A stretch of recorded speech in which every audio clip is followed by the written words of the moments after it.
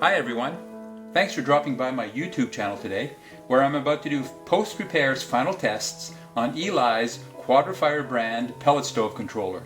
This controller is a model TASSB-93V.12A, serial number 35618. Eli sent me this one because it had a couple of issues that he needed fixed. First was that the controller inside was making a lot of chattering noise, and second, the igniter was no longer functional. I received the controller earlier today, performed some troubleshooting on it, replaced a couple of components, and now I'm ready to do final tests. As you can see, Eli's controller is connected to my tester. My tester is made up of a few items. I have a thermostat, and I have a call light just like you do at the back of your stove. I have a temperature simulator, which is basically a TC simulator. It simulates a K-type thermocouple. I currently have it set to 62 degrees Fahrenheit. I have a faceplate that has an auger motor on it. The auger motor has a shaft that comes out the front with a decal on it, so that when the controller is calling for the auger to drive, we'll see the decal spin.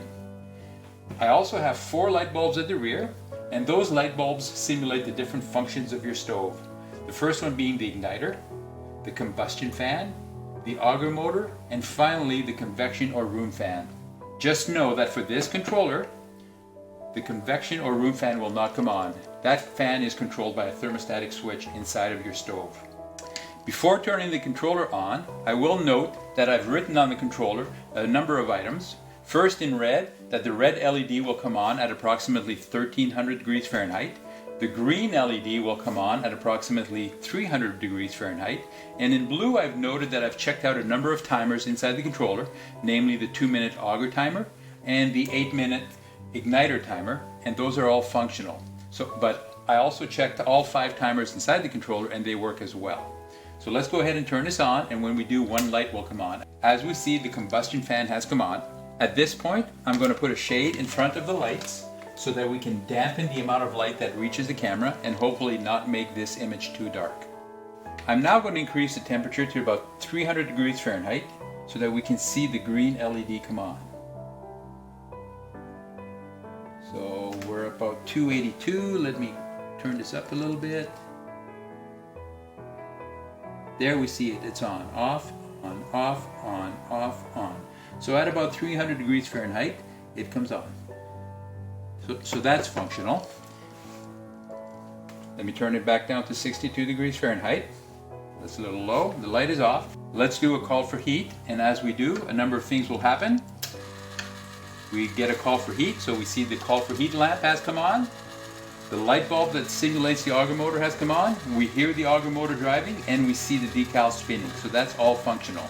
Per my timer, that will continue for 2 minutes if nothing changes. To change this, I'm going to increase the temperature up to 300 degrees Fahrenheit.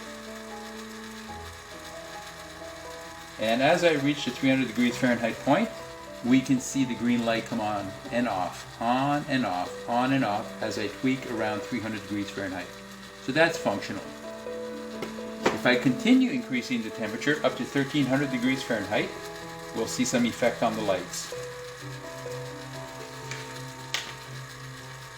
900, 1000, there it is.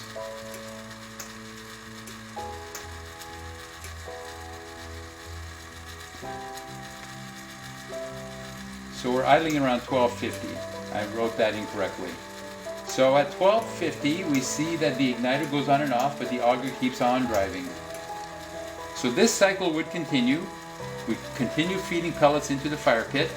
The room would warm up. The thermostat would eventually stop calling for heat. We see the call for heat goes off. The auger motor stops driving. The temperature maintains, but slowly it will drop and the room will cool and do another call for heat. The auger drives more pellets into the fire pit. The call for heat lamp is on until the room warms up. Stop calling for heat. Room cools. Thermostat calls for heat. Light comes on. Auger motor drives. We hear the driving. That cycle will continue on and on until we either run out of pellets or somebody comes by, turns off the thermostat, or turns the stove off completely. So there we have it, Eli. Your pellet stove controller, QuadraFire brand, is fully functional once again.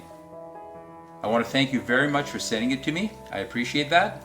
And for all you other viewers, if you happen to have a QuadraFire pellet stove controller of your own, or a different brand like USSC or Brackwell or others, and you have a need to have it serviced, please feel free to contact me. I'd be more than happy to speak with you about that.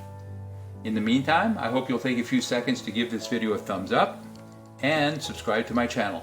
I would appreciate that very much. Thanks everyone. Bye-bye.